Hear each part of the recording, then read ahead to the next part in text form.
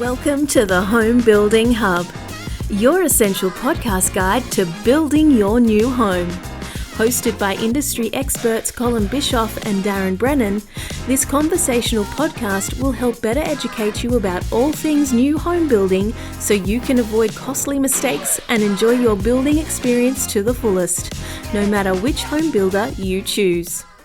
Hi folks, welcome to the Home Building Hub. Colin here with co-host Darren Brennan as always, and today we've got a very interesting episode because today, Daz, we're going to share with people where they can buy land from, and I guess that we're going to share our insight and our experience into the pros and cons of each. So this will be insightful. So for those who are looking to buy a block of land, we will tell you where you can buy it from and the pros and cons of each. We have also, Darren, we have covered before different types of blocks to buy. We'll give you a little bit of a short list today on that, but we have an episode 29, titled versus untitled, and episode 26, understanding lots. We've already covered all that. So, before we kick into that, what's the fee for the podcast, Darren? It's $50 a head. No, it's actually just simply leave us a 5-star review. And share it with one friend, please. You know, the 5-star review is really easy. Take you less than 20 seconds to do. So if you get a chance, that'd be fantastic. Anyone who's done it already, thank you. And we're still enjoying doing the podcast. So hopefully you guys are enjoying listening to it. So cheers. Yeah, beautiful. All right. So we'll do a short list of types of blocks. Then let's move into who you buy blocks from. So regular lots, basically rectangle lots, they're pretty safe. They're the all day, everyday blocks that people sort of know well. Corner lots, again, you know what it is. I guess it's not for everyone because it's got a couple of extra requirements on the side. It's very good if you want that side access though. So there are benefits to buying corner lots, a few extra requirements to address the house down the side.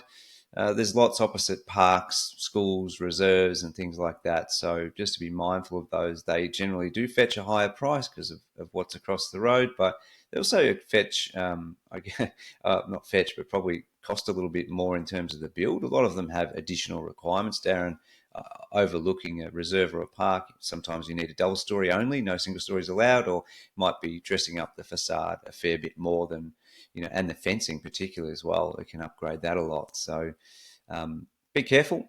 They're great lots, but they'll cost you more, but they're really, really nice. There are lots on there. We play with these ones all the time, Darren. These are lots with electrical boxes on them or what we call substations. It's basically like the back right or the back left corner. They're usually on corner lots. It has like this big electrical box that's fenced out, leaving like a bit of an L shape in your backyard. So we love those, Daz, because we customer plan to sort of, wrap around it, which works really well. And then maybe, you finish off on a few more. Yeah, I think on those ones particularly, a lot of people are worried about the health concerns. Let me tell you, I think it's a misconception, the health concerns, but I'm not a doctor or a scientist, so I can't give any proof on that. But I know the developers have to go through a lot of checks and balances before they can leave those things there. So you'd like to hope that the authorities are checking all that off to make sure that they are safe. You get a much better price if it's a substation. Good for investors. Absolutely. Yep. And once it's fenced off, you don't even know it's there, right? So, correct. Lots near high voltage power lines, and that's probably one that started some of this conversation, which are generally cheaper. There are health concerns around those, but again, there are exclusion zones, so you're generally a fair distance back from those, but you might be the closest blocks to that. There can be things with your valuation, so you may have to have a 20% deposit, or sometimes even a 30% deposit. So those things are things to worth considering. Lots with easements, so they can restrict what you can build on the lot because you might not be able to go back as far on the block or it's down the side of the block, etc. And it can add some extra cost. Lots opposite an intersection, I think, is an interesting one. So for the most part, there's no real issues there. But for some people, they don't like having the lights come in the window at night. So when cars turn that corner, you can have lights coming through your windows. And also certain ethnic groups find that that's not kosher, I guess, or not the desired outcome. So they're not certainly keen on that. And the other one we've got here, Cole, is the orientation of the lot. And obviously that different orientation can give better solar access, may suit your home better. Obviously, with 7-star coming out, we've done some episodes on that as well. That's effective as of the 1st of May, so you've got to make a decision before that date. That certain lots on certain orientations will no longer suit the home that you want in order to achieve that 7-star. Likewise, again, certain ethnic orientations prefer certain orientations. So a lot of our Indian customers would prefer an east through to north facing lot as their most preferred. So again, looking at resale later, those things can impact potentially whether someone wants to buy your lot. So it can have a direct financial impact too if you get that stuff right or wrong. So that's Great. that. Yeah, I guess that's the list of blocks and types essentially that you can buy. I guess the type of places, the places you can go to transact and actually purchase a lot. There are 3 in general that we deal with day to day. So the first one is the one that everyone will know, is you go to a land estate and you go to their land office and you buy a block of land from them directly. Off their price list, what's available either titled or upcoming as part of a master plan community. So that's number 1. Number 2 is real estate agents. So stuff that you can jump on realestate.com, find a block for sale and buy it off a guy from Ray White or whatever, a real estate agent who is representing a vendor, just like you're buying an established property. Same sort of process applies. There are pros and cons with that as well. And then the third option, which has become pretty prevalent in our industry, there are some pros and cons to this one as well, for sure, is what we call a nomination lot. And a lot of those these days are bought directly through individuals, can also be through a real estate agent. There's lots of land being sold on Facebook Marketplace or Gumtree or all these sorts of sites, Darren. Now, you can get some wins, but there's also some things to be mindful of. So a nomination lot basically means that someone already signed the contract for that block and they paid the deposit for that block. They may not be in a position to settle on that land because they may have bought it 2 years ago and the land was not titled then and it's due to be titled soon, ready to be built on. But something has changed in their circumstances. So they're like, I actually can't afford to settle this block, or I don't want this block anymore. They can nominate that block onto you and you can take over their contract. And that's the short version. We'll go in a bit more detail shortly, but that's another option as well. So we just want to take you through each of those 3 and just discuss in a bit more detail our own takes and I guess the pros and cons, Darren. So what do you want to begin with? Well, mate, if we talk about buying off a land agent, and we made some notes here, but we've mentioned master plan community. One thing that I will say is not every estate's a master plan community. And again, we're looking for different ways to come up with information that we can present to you guys. And one was talking about that we saw online was talking about the different types of estates, and master plan communities were highlighted as some of the best estates for long-term growth because they have all the shopping centres, parks, schools, etc. Whereas a little estate in amongst all the other estates may not have that access to. The other part in that also is those master plan communities generally have really good design guidelines, and that'll restrict what you can and can't build, and that will potentially add cost to your home upfront, but it will often add value to your home when you go to resell. And it'll mean that you're living in a nicer looking street and all that sort of stuff. One part with dealing with a land agent is, generally speaking, the price doesn't increase because they want to play games with you because they're trying to negotiate a price up, which is what can happen with a real estate agent. So in some sense there, it's a more secure purchase.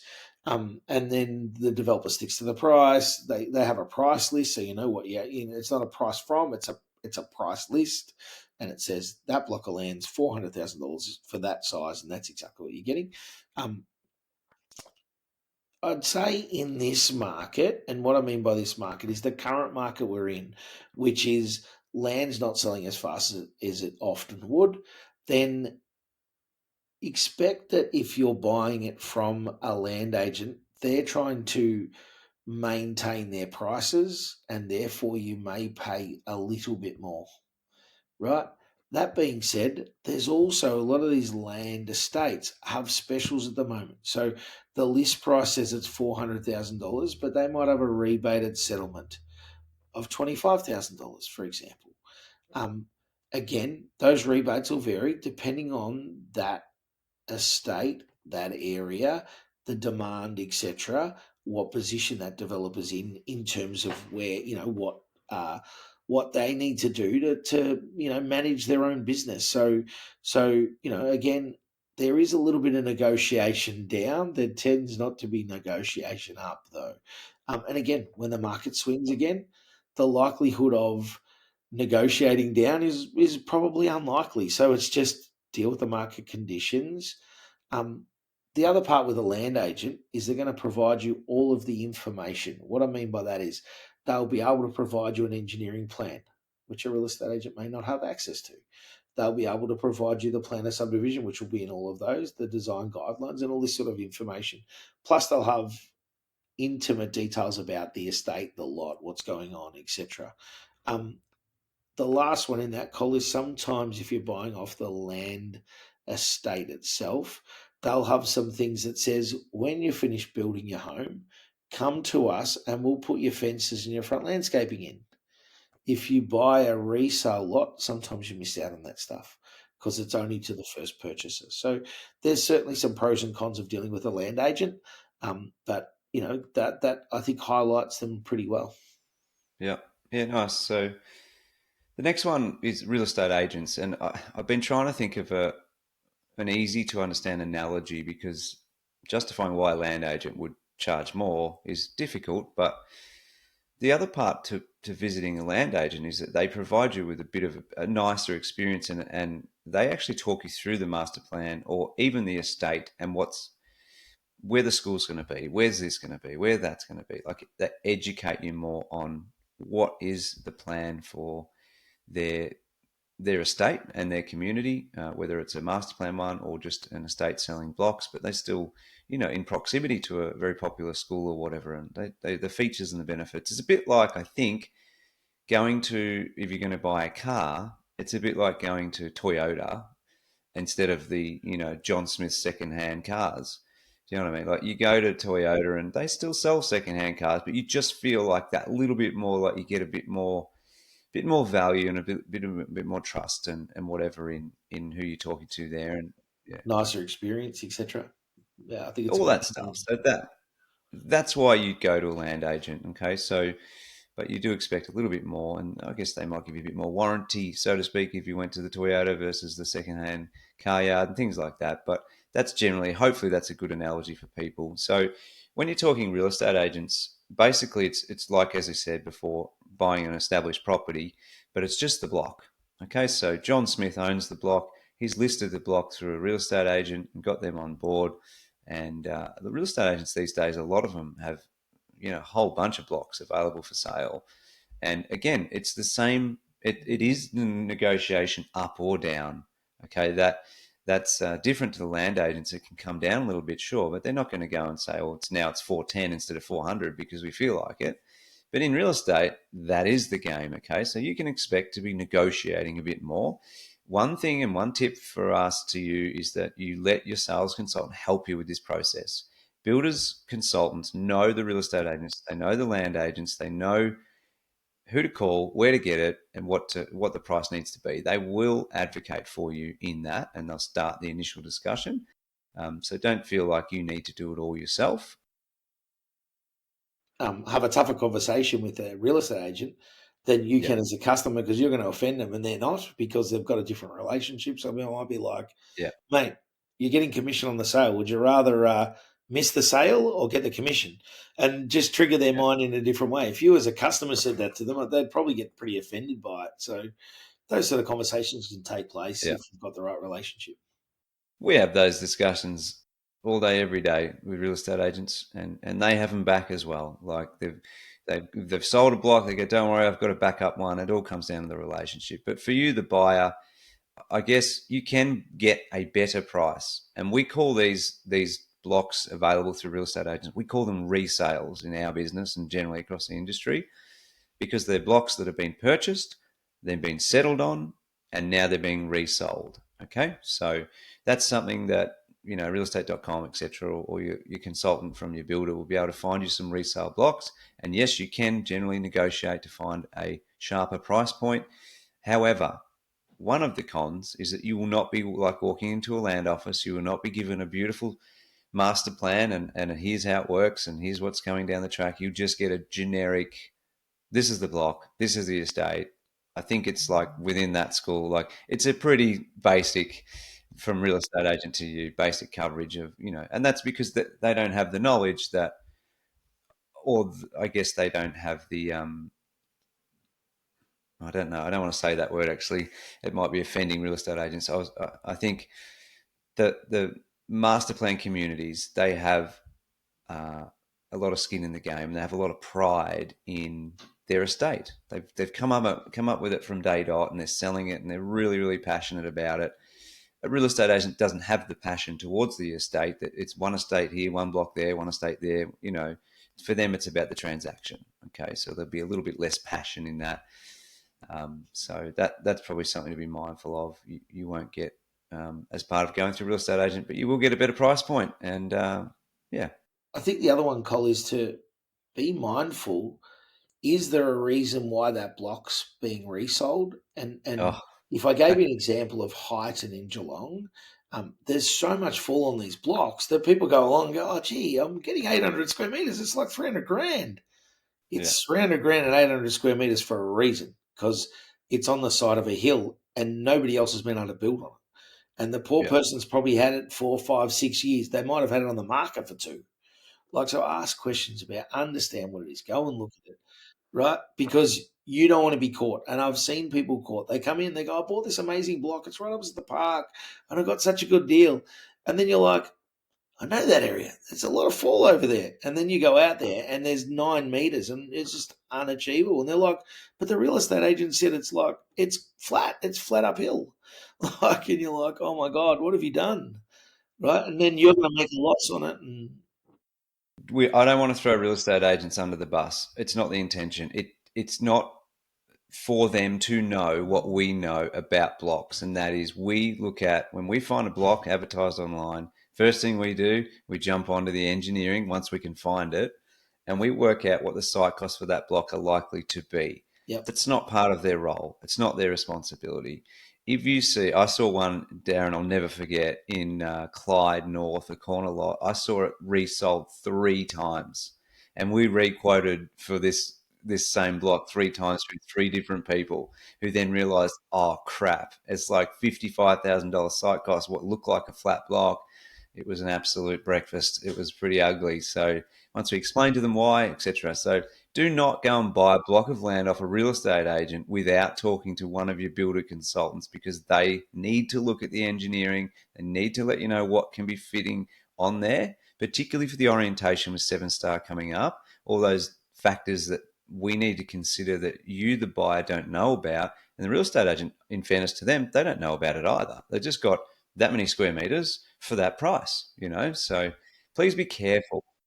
The flip of that, Col, is they will know the established values in that area. So in the example I gave earlier, which had 9 meters, the house next door was spectacular. So if they're looking at that, and this is a long time ago, they would have gone, that's $1 million home next door back then, right? And back then, $1 million home in that area was like one of the best houses in the area. So they're saying, build next door to the $1 million home and build yourself $1 million home. It's going to be worth $1 million. Right, but what they're not realising is the person's trying to build a $200,000 home on that $1 million, and then they're caught. Like, it just doesn't work. They can't afford it. Their budget doesn't allow for it. Yes, the land's good value. However, that person couldn't afford to build on that block. So they got caught with a block and had to resell it, lost money, paid stamp duty, and then, lost that money as well. So just ask enough questions so you don't get caught. It's really what we're saying. Next one is nomination sales. And what that means is the block's already been sold to somebody, right? And they've already got a contract, and they're nominating you to become the new buyer of that block. And in doing so, you're taking over that contract. you need a conveyancer involved. There's no real estate agent usually involved in that, so they're not paying a real estate agent any fees. If you're nominating a lot, it has to be nominated at the same price. So you can't buy the block for round figures $400,000, nominate the block on for 420, make 20 grand. You're not allowed to. If you do that, then stamp duty is payable twice, and then that can take place, but it would be in the form of a new contract. So nominating means you're picking it up and you're buying it with exactly the same conditions that are already in place, and away you go. There's plenty of nomination lots out there at the moment. There's a lot of people who have been caught and they can't settle their block of land because the financial situation's changed so much. We've had 13 interest rate rises over the last couple of years. It's made it very difficult for some people who were able to get a loan back then, can't get a loan now. So that's an opportunity for people to jump on a block. The joy of nomination lots and the reason you would buy one is you've done all your research, you've worked out it's a good block in a good location that the builder can build on, and I'm happy with the build cost. And I've got 2 years ago pricing or 3 years ago pricing because some of them are dating back that long. So, for example, I know of a nomination lot in Geelong right now. It's $75,000 cheaper than if you went and bought one off the price list today. Now, the developers don't want to hear that, right? Because they don't want you to know that you can buy a block that's 75 grand cheaper. But reality is you can if that's available. There's, and they're not easy to find, but they are out there. So you check Facebook groups, Marketplace, you check Gumtree, etc., and you may come across one. One of the things that does happen is you do get some people saying, well, I know there's a lot of equity in this. So there's $75,000 in equity. So I want to make some money out of that. So give me 20 grand or give me 10 grand or give me 5 grand. And they'll want that in cash. Now, what I will say there is that is highly illegal. It's tax avoidance, etc. And I wouldn't recommend it. So it's that trade-off. If it was 75 grand cheaper and you gave them 20 grand, you're still 55 grand in front, but you're breaking the law. And you just don't want to, I just don't like the idea of this cash transaction. And it's not $50, it's tens of thousands or thousands of dollars. Like, it's a lot of money, and you don't want to get caught out in that. You don't want to find that one, someone dobs you in and they're up for tax avoidance. Two, they shoot through with your money and the nomination never takes place, and this bloke you thought was really legit ain't legit at all, and he's got your money, right? So you just want to be really careful that you're not caught out there. You need a conveyancer to work through the transaction. And the great thing about that, Col, is we've got an episode coming up. We've got a conveyancer coming on to talk about all things conveyancing. So that's going to be really cool. So we'll look forward to that episode. But yeah, that certainly are some of the pitfalls. I love nomination lots right now. It is a buyer's market. There are plenty of opportunities. If you're not asking the question on price, regardless where you go, you should be. You could even, on a nomination, get a discount if the person's deep enough in it that they just need to get out, right? Because they have an obligation to settle that block of land and they could be losing their deposit. So usually the higher deposit amount they've paid, they might say, look, I've paid 30 grand in deposit. I'm happy to lose 5 grand. So you give them a 25 grand deposit and assume the rest of the contract. You can do that, right? And some of those sort of deals exist. Not guaranteed they will, but they do on some of those. But it is a buyer's market, no matter which one you're talking to. So if you're talking to a land agent, ask if there's a better deal. Real estate agent, ask if there's a better deal. Nomination, Cool. less likely there's going to be a better deal, but there's a chance. So, yeah. Certainly, hopefully that sort of helps, mate. Yeah, the nominations are interesting. We do quite a few of those, and dealing with one actually with a first home buyer at the moment, and just educating them on the process. And we've got a buyer who has agreed, yep, 100%, it's original contract value. So that's, in this case, it's small lot, it's 293K on the contract he signed back in 2022, and he's going to sell it to our client for 293K. Not looking for anything else or anything. And the last risk in all that is currently we've got the contract, it's sitting with our client's conveyancer to talk to the owner's conveyancer, who will then prepare a nomination form, and we do take a step back at that point. But the other risk is the buyer may change their mind tomorrow and say, you know what, I've actually got someone interested. This is great. Maybe I can get more. So the risk with real estate purchase or nomination purchases or sales is the vendor, the owner, whoever it is, they can change their mind last minute. You won't get that when you go to a land office. They're not just going to go, oh, it's actually 410 now. So Yeah. I think one way to wrap this up, Darren, is it comes down to your risk profile. I definitely think that's the case. So if you're okay with a little bit of risk and making sure you've got a conveyancer on board, nomination sale, I can guarantee you most of the time would be the best outcome money-wise, price-wise for a block. You can get a block from 2 years, 3 years ago pricing because that's the way it works. Highest risk in terms of someone, wanting a bit more on the side and doing things that are not quite, kosher and all that sort of stuff. But, we can help you navigate through it. The second layer would be a little bit less risk, a real estate agent, because it's still a formal real estate transaction, but it is a negotiation. And again, that can change last minute. You can do all the work and get all the homework done, and then bang, last minute they change their mind. Really a risk-free in a lot of ways, Darren, process would be go to land agent and they say, here's the price list. That block is this much money. And that's it. Like, it's an easier, more trusting process. So there are pros and cons to each. And what I would say, no matter which block of land you go through, no matter who you're going to buy it from, the first thing you do is you go to a new home builder, and you talk to a sales consultant and get them to review the land. Okay, we've talked about this many times. It's vital you do that, whether it's through a land agent or through a nomination or a real estate agent. We want to look at the land. We want to determine the site cost. We want to make sure that we can fit a house on there that you're happy with. All these people selling the land don't need to worry about what house you put on there, but we do and you do. So they've done nothing wrong by selling you a block at a price you've agreed to. They've done their part. What we're saying is, please be mindful that there's a fair bit more that goes on top when it comes to putting a house on a block of land, site costs, and all these other variables that you're probably best getting some insight into and some advice from us before you purchase that land. For sure. Fair to say?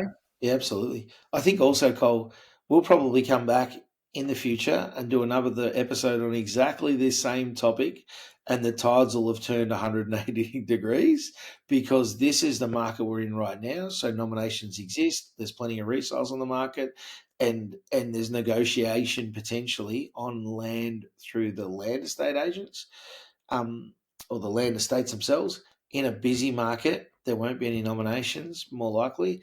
Real estate agents could actually have more expensive land because the land agent's land isn't titled yet and theirs is, so they've got some power over that. And the land agent has the most affordable blocks of land. So it's sort of interesting how the market determines, the deals and negotiations that are able to take place. Yep, absolutely. Well, hopefully, hopefully, this definitely provides very good insight, this episode, into those looking to buy land. There's some industry stuff in there that you probably don't hear from, day-to-day discussion. So, yeah, hopefully we've shared some really good insights and you've learnt something. And the biggest takeaway is, please go to a builder before you buy a block of land, just to give an insight. You just don't want to be left with the block. And I say this because I see it all the time. Over many years, we see it every single day. I bought this block of land and I've inherited these headaches because I could have got the one it next is a bad block. Yeah.